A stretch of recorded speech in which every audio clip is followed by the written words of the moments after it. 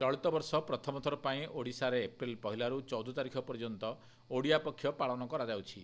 ओडिया पक्षर चतुर्थ दिवस को ओडिया रे नामफलक अभियान रूपे पालन करा जाउछि। राज्यर विभिन्न जिल्ला रे दोकान बजार रे ओडिया लिपि नामफलकर व्यवहार पर श्रम और राज्य कर्मचारी बीमा विभाग पक्षरु सचेतनता पदयात्रा आयोजन करा जाइछि। एही समारोह ब्लॉक स्तर नहीं राज्य स्तर पर्यंत आयोजित होइछि। ओडिया सांस्कृतिक मूल्यबोध चालीचलणी गाथा गौरव और परंपरा को पुनश्च विश्व विदित करने लक्ष्य एभली कार्यक्रम मान आयोजित होइछि। भद्रक जिला प्रशासन और जिला श्रम विभाग पक्षरु एक सचेतनता पदयात्रा आयोजन करा जायथिला। जिलापाल दिलीप राउतराय पताका देखाई एही पदयात्रार शुभारंभ करथिले।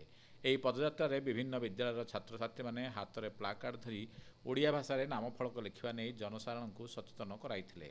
भद्रक चांदबाली वासुदेवपुर एवं धामनगर ये चारिटी अर्बन लोकल बॉडीज रे वर्तमान ये जो सचेतनतार वार्ता नहीं पिला माने पदयात्रा करुछंती जे आमे समस्ते इंग्राजी रे लिखंतु नामफलक लिखिबार असुविधा नहीं किंतु आमर ओडिया रे नामफलक लिखिबाटा नित्यांत जरूरी। सेहीपरि केन्द्रापड़ा जिले में मध्य ओडिया नामफलक अभियान सचेतनता कार्यक्रम आयोजित हो जाइछि।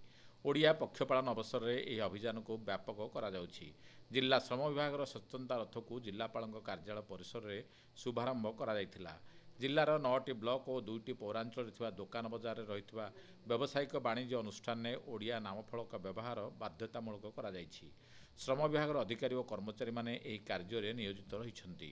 समस्ते नामफलक ओडिया लिखु। ओडिया पक्ष पालन अवसर में नवरंगपुर जिला श्रम विभाग आनुकूल्य रे ओडिया रे नामफलक लिखन अभियान आरंभ करा जायथिला।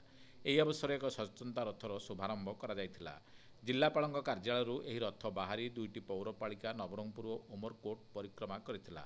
ओडिया अस्मिता को बजाय रखा सह साधारण जनता सुविधा एणिके समस्त व्यवसाय प्रतिष्ठान गुड़िक नामफलक ओडिया भाषा लिखा रथ जरिया सचेतन करा जाइछि। समस्त वाणिज्य प्रतिष्ठान मानक basically municipality area NS area रे ओडिया रे नामफलक लिखा बाध्यतामूलक करा जाइछि।